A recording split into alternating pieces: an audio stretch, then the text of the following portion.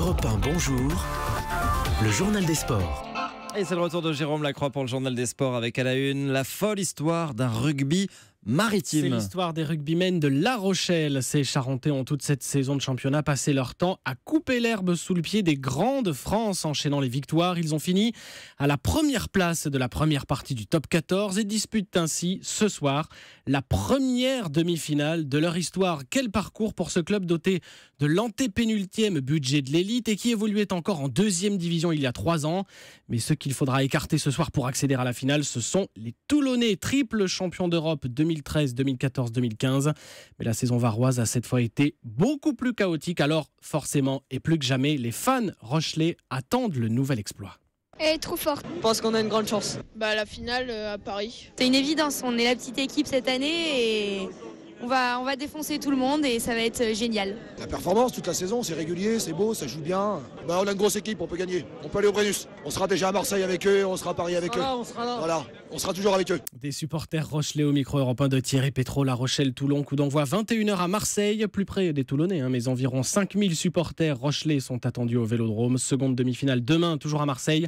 Clermont Racing 92 à 18h. Le mot sport du jour. Programme, demandez le programme du premier tour de Roland Garros, le gratin du tennis mondial réuni à Paris pour l'annuel Grand Chelem. Nadal, Murray, Djokovic, ils sont tous là sauf Federer qui est forfait. Et les Français alors ? Eh bien comme chaque année, l'attente est très forte. Plus aucun au palmarès depuis 1983. Et c'est non sans humour que le dernier vainqueur tricolore en date, Yannick Noah, se verrait bien cette année remettre le trophée à un compatriote. Si c'est un gars que tu côtoies, que tu aimes bien et qui gagne, ça serait chic de remettre la coupe. Tu sais, on ressort le vieux, on me ressort, je mets ma petite veste pour remettre la coupe à un des gars.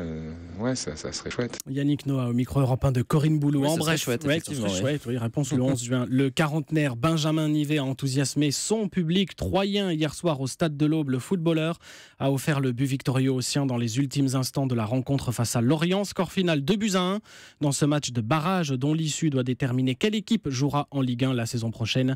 Match retour à Lorient dimanche. Et puis ce record cette nuit aux États-Unis, la star américaine du basket, LeBron James, est désormais le meilleur marqueur de l'histoire des playoffs, la phase finale du championnat de NBA. 5995 points, 8 points de plus que la précédente marque, propriété jusqu'alors de Michael Jordan, s'il vous plaît. Combien de paniers, ça 5 Ça dépend, c'est 3 points, 2 points. Oui, voilà, c'est ça. L'histoire du jour. Quand un club sportif attaque en justice un parti politique, à Paris, il existe un club de baseball qui, depuis 1988, année de sa création, s'appelle les Patriotes, en référence à un grand club de football américain. Ses dirigeants n'apprécient guère que le Front National utilise à l'envi le même terme de patriote. C'est ainsi qu'ils assignent en justice le parti frontiste, lui réclamant 80 000 €, les frais qu'engagerait un changement de nom. Ironie de l'histoire, l'un des équipementiers de ce club de baseball, c'est une marque italienne, la marque Macron. Merci beaucoup Jérôme Lacroix pour le journal des sports.